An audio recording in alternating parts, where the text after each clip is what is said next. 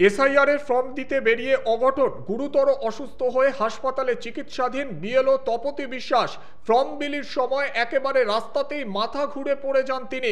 সঙ্গে সঙ্গে তাকে কোন্নগর পুরসভার হাসপাতালে নিয়ে যাওয়া হয়, সেখানে চিকিৎসাধীন রয়েছেন তিনি। চিকিৎসক সূত্রে জানা যাচ্ছে সেরিব্রাল স্ট্রোকে আক্রান্ত হয়েছেন তপতি বিশ্বাস। এই মুহূর্তে সেই ছবি আপনারা দেখতে পাচ্ছেন।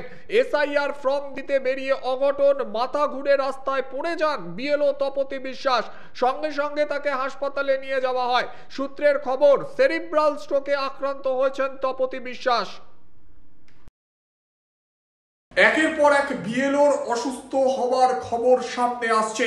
অত্যাধিক চাপ, এসআইআর এর অত্যাধিক চাপ এর জন্য দায়ী, এমনটাও মনে করছেন অনেকে। ফের আরো এক বিএলও অসুস্থ হয়ে পড়েছেন, সেই ছবি আপনাদের দেখাচ্ছি। কোন্নগরের ঘটনা। জানা যাচ্ছে বুধবার সকালে কোন্নগর পুরসভার 19 নম্বর ওয়ার্ডে বিএলও দায়িত্ব পালন করছিলেন কোন্নগর নবগ্রামের বাসিন্দা বছর 60-এর তপতি বিশ্বাস। তিনি অঙ্গনওয়াড়ির কর্মী, এমনটাই জানা যাচ্ছে। কাজ করার সময় আচমকা মাথা ঘুরে রাস্তায় পড়ে যান। এরপর তাকে হাসপাতালে নিয়ে যাওয়া হয়। সেখানে চিকিৎসকরা জানিয়েছেন তিনি নাকি সেরিব্রাল স্ট্রোকে আক্রান্ত হয়েছেন, এমনটাই সংবাদ মাধ্যম সূত্রে খবর। আমি ওনার ট্রিটিং ফিজিশিয়ান, এখন কনসিয়াস আছেন। আর যেটা ওনার প্রভিশনাল ডায়াগনোসিস, এখন যেটা প্রাথমিকভাবে আমরা বুঝতে পারলাম, ওনার সুগার আর ব্লাড প্রেশার কন্ট্রোলে ছিল না।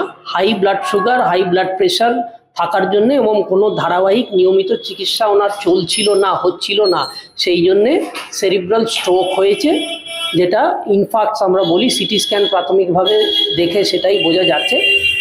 যা দরকার ওনার প্রেশার আর সুগার কন্ট্রোল করার জন্যে আর সাপোর্টিভ ট্রিটমেন্ট আমরা করছি। আর ফার্দার যেগুলো দরকার আরও কনফার্মেশনের জন্য সেইগুলো করাচ্ছি।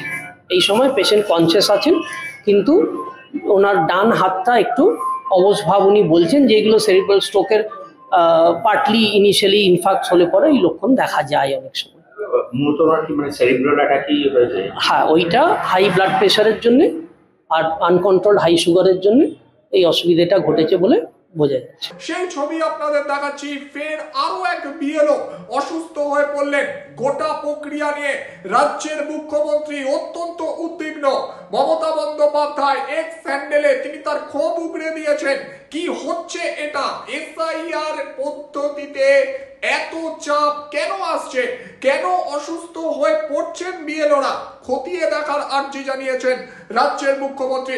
অন্যদিকে এই বিএলওর অসুস্থ হওয়া নিয়ে ঠিক কি জানা যাচ্ছে, শুনুন।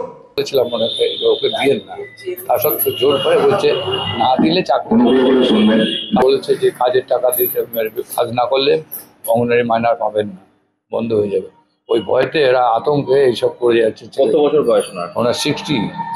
তা অনেকবার বলেছি যে ওনার অসুস্থ, প্রেসক্রিপশনও দেখিয়েছি ওখানে সুপারভাইজারদের। তখন বলার পরে বলছি যে না, করতেই হবে, এগুলো আমাদের উপরে চাপ, না করলে অ্যারেস্ট হয়ে যাবে, নাহলে আপনার চাকরি চলে যাবে, পয়সা পাবে না। এইভাবে ভয় দেখিয়ে তখন বাধ্য হয়ে তখন করছে। তারপরে বলতে আমারও শরীর খারাপ হয়ে গেছে ওর পিছন পিছন ঘুরতে ঘুরতে, যে ও এখানে যাচ্ছে, আমি ভয়ে ভয়ে ওর পিছন পিছন যাচ্ছি। আবার ওর আর্থ্রাইটিস বাতও আছে, তারও ওষুধ। এসআইআর কাজের চাপ থেকে কি প্রচণ্ড চাপ, প্রচণ্ড। রাত্রে ঘুমাতে পারে না, রাত্রে 11টা নেই, 12টা নেই, 2:30টা নেই, সবসময় ফোন করছে তাড়াতাড়ি আপনি পাঠান, মানে স্ক্যান করে পাঠান, স্ক্যান করে পাঠান। কালকে রাত্রে 2:30টায় 8খানা করে তারপরে একটুখানি ঘুমিয়ে আবার 5:45টার সময় উঠে আবার আরম্ভ করেছে এই স্ক্যান করা।